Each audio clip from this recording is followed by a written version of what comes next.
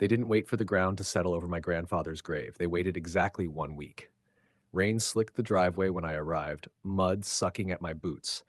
My grandfather, James Holloway, had spent a lifetime tending the rolling fields, but someone had already decided it was up for grabs.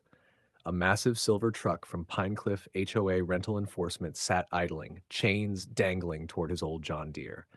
Karen Reed, clipboard in hand, stepped out like she owned the storm.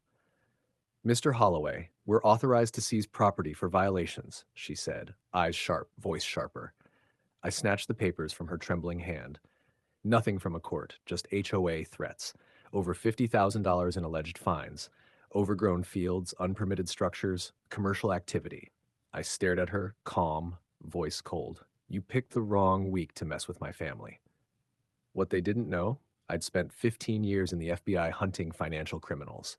Karen's smirk faltered as I scanned the chain of shell companies, fake environmental reports, and phony collection agencies she'd used to camouflage a sophisticated land grab scheme. Every wire transfer, falsified notice, and emergency inspection pointed to a calculated conspiracy. By nightfall, the rain-soaked farm became my personal investigation site.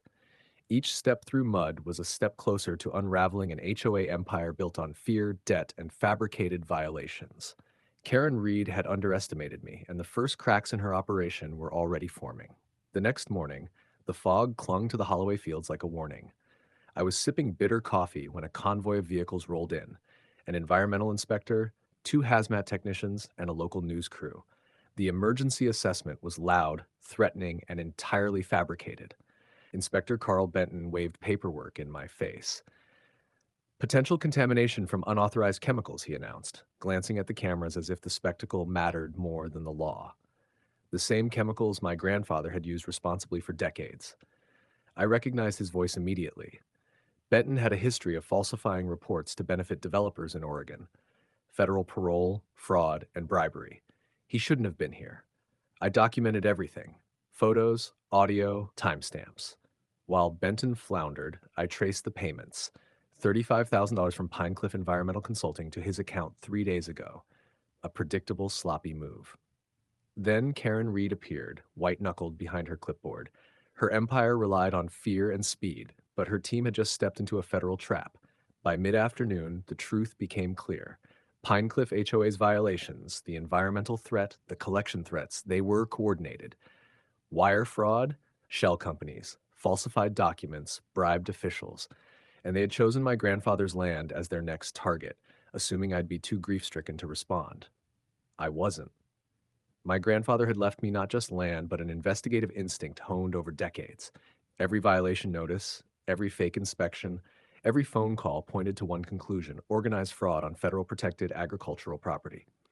The stage was set. Karen and her associates had underestimated me, and the fight had only just begun. By the following day, it was clear Karen Reed's operation was bigger than I'd imagined. Multiple shell companies, bribed officials, and fake inspectors, all coordinated to strip Holloway Farm from my family. My laptop became a war room. Financial records, property filings, and email threads connecting Karen to County Commissioner Dalton and local bank president Mark Fields. I called in an old colleague, Special Agent Leah Summers. "Owen, this isn't just harassment," she said, scanning my findings. "This is organized crime, RICO level, multi-state."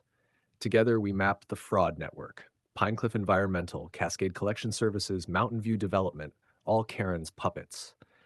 Meanwhile, she wasn't idle. Flyers accusing me of federal overreach circulated through town. Neighbors whispered, unsure what to believe. Karen had weaponized the community against me. It was psychological warfare. I needed leverage. That afternoon, I pulled Grandpa Holloway's original 1962 Agricultural Preservation Agreement from the safe.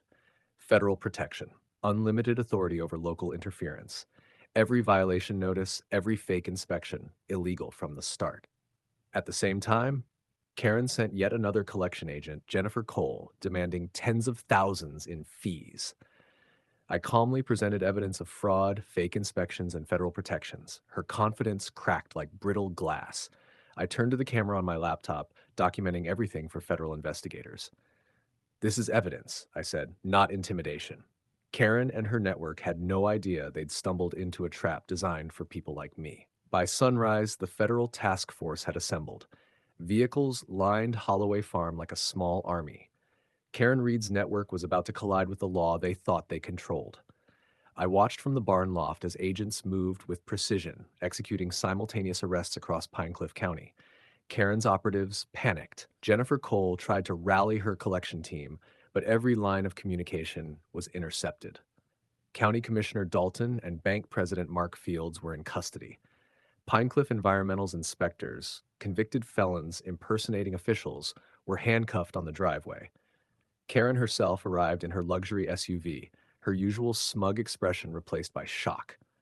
Federal agents stepped forward, reading her rights, while news crews captured every moment. Her empire of intimidation, built over years, crumbled in hours. With the criminals detained, the farm was officially declared under federal protection. Local families gathered, witnessing justice unfold. Holloway Farm stood as a symbol of resilience, a victory for every small property owner fighting corporate greed and fraudulent authorities. Later, I helped neighbors rebuild, offering guidance, legal advice, and access to federal protections. The community buzzed with relief, a renewed spirit replacing fear and suspicion. Justice had been served, and Holloway Farm's legacy was secure. What would you do if your family property was under attack? Share this story with your loved ones. Tell us where you're watching from. It makes us happy to see how far our stories go. Please like, comment, and subscribe if you enjoyed this story.